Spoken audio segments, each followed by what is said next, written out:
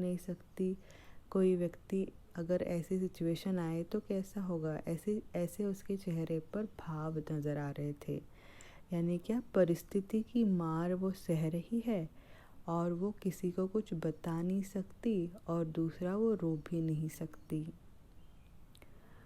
सजा सहज सितार, सुनी मैंने वह नहीं जो सुनी झनकार। मुझे ऐसे लगा 2 सेकंड के लिए कि उसके मन में या उसके जीवन का जो संगीत है, जीवन की जो कहानी है, या उसके जीवन का जो गीत है, वो मैंने सहज ही सितार के रूप में सुन लिया। और जो सुना वो कभी पहले सुना नहीं था। ऐसा उसके जीवन का संगीत या जीवन की स्थिति गति मैंने सुन ली। एक क्षण बाद वह कापी सुघर, दूसरे क्षण, एक क्षण उसने कवि की ओर देखा और अनदेखा सा कर दिया, और दूसरे ही क्षण वो डर सी गई, काँप रही थी। डर कर ढुलक माथे से गिरे सिकर, उसके माथे पर जो श्रम बिंदु थे या जो पसीना जमा हुआ था वो नीचे आ गया। उसने सोचा होगा कि मेरी ऐसी स्थिति में कौन मुझे देख रहा है। तो कवि को देखकर थोड़ा सा डर उसके मन में आया और उसके माथे से पसीना छूटने लगा। लीन होते कर्म में फिर जो कहा मैं तोड़ती पत्थर। फिर कवि के सामने, कवि को देखते हुए, अपने परिस्थिति को लेकर कवि को देखते, एक क्षण के लिए देखा उसने, ऐसे नहीं कि स्टेयर किया, सिर्फ अपना काम करते करते। आप इमेजिन कर सकते हैं, वो हथौड़ा जो है पत्थर पर मारते मारते एक नज़र, एक फ्रैक्शन ऑफ सेकेंड उसने सिर्फ कवि की ओर देखा। देखकर फिर से नीचे सिर करके अपना काम करने लगी। लीन होते कर्म में फिर जो कहा मैं तोड़ती पत्थर। लीन होते, फिर से वो अपने काम में इन्वॉल्व होती हुई, जैसे खुद कह रही है।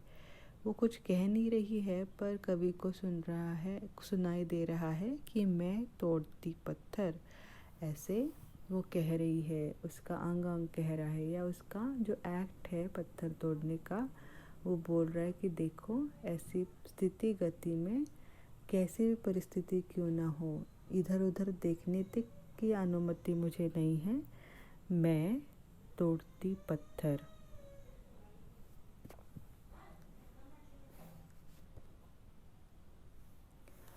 रुई जो झलसाती हुई भू, गर्द चिंगारी छा गई, प्राय हुई दोपहर वह तोड़ती पत्थर।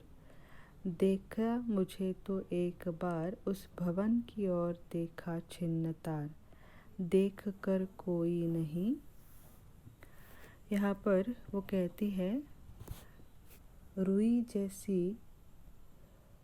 अगर रख दी जाए ऐसी धूप में तो वो जल जाए। ऐसी धूप, ऐसी कड़ी धूप वहाँ पर गिरी हुई थी।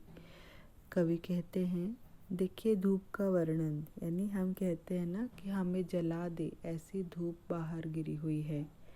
तो वैसी धूप, जो कॉटन को भी अगर हम बाहर रख देंगे तो बहुत देर रखा जाए तो वो कहीं आग न लग जाए उसमें, इस तरह की धूप थी। और ऐसी धूप में वो पत्थर तोड़ने का काम, अपना काम, अपनी ड्यूटी कर रही थी। गर्द चिंगारी छा गई।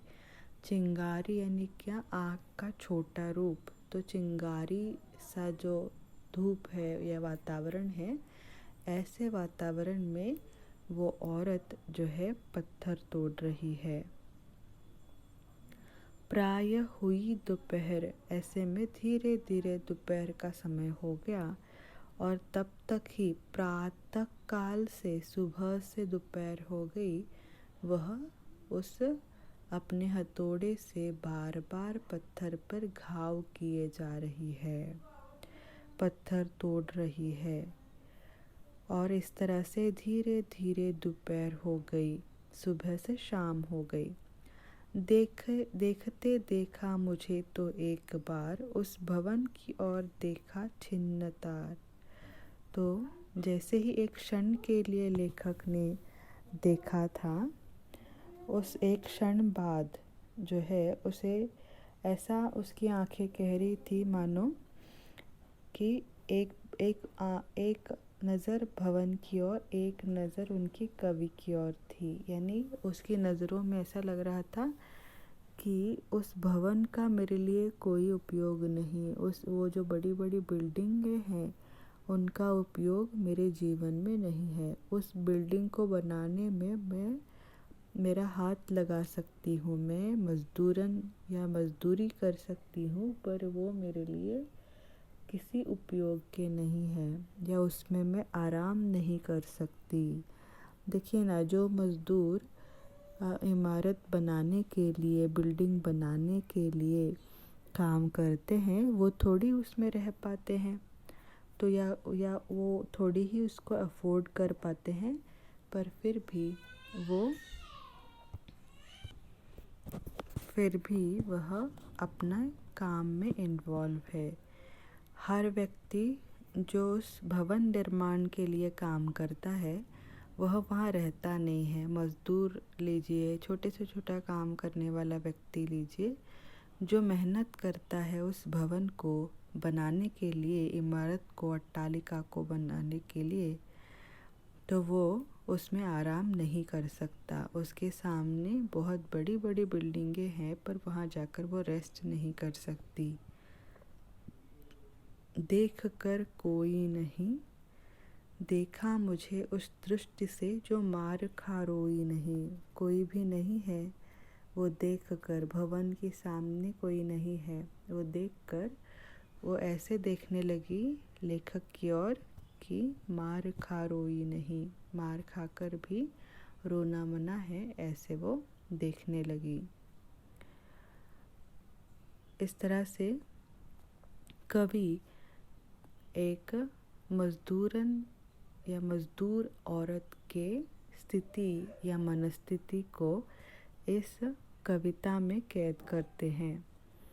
जैसे कि ऐसे कई लोग रोज़ काम करते रहते हैं, पर उनका दुख क्या है, वे रोज़ क्या झेलते हैं, इसका कोई भी अंदाज़ा हमें नहीं होता है। इस कविता से उस मजदूरन औरत की स्थिति और ऐसी परिस्थिति में भी वे किस तरह से अपने आप को उस परिस्थिति में ढाल लेते हैं और अपना काम कितनी निमग्नता से करते रहते हैं, मग्न होकर करते रहते हैं, इसका एक सुंदर दृश्य दिखाया है। वैसे यही दृश्य हम रोज़ देखते रहते हैं, पर हमारे मन में कभी कविता करने का ख्याल नहीं आता, या कुछ अच्छे शब्द हमारे मन में नहीं आते। पर कवि सूर्यकांत त्रिपाठी जी, निराला जी जिन्हें हम कहते हैं, उनके विचार देखिए कि केवल एक दृष्टि या एक क्षण को उन्होंने इस पूरी कविता में कैद किया है और नाम दिया है तोड़ती पत्थर। यानी वह तोड़ती पत्थर तोड़ने वाली स्त्री के कुछ जाते जाते उसके सामने से वो केवल गुजरे हैं, और गुजरते गुजरते जो भी उनको लगा, उन क्षणों को उन्होंने कविता में, शब्दों में जो है कैद किया है। तो इस तरह से हमने आज देखा सुंदर कविता तोड़ती पत्थर। फिर एक बार इसका सारांश मैं आपको बता देती हूँ। सड़क पर पत्थर तोड़ने वाली एक साधनहीन और असहाय नारी का जीवन इस कविता में चित्रित किया गया है। गर्मी में अपने घर से दूर, तपती धूप में अपने परिवार से दूर काम करने वाली उस नारी के प्रति कवि के मन में अपार सहानुभूति है, उनको अपनापन है, सहानुभूति है कि ये ऐसी औरत जो अपने कर्म में लीन है, उसके बारे में यह कविता है। आशा है आपको समझ में आ गई है। धन्यवाद।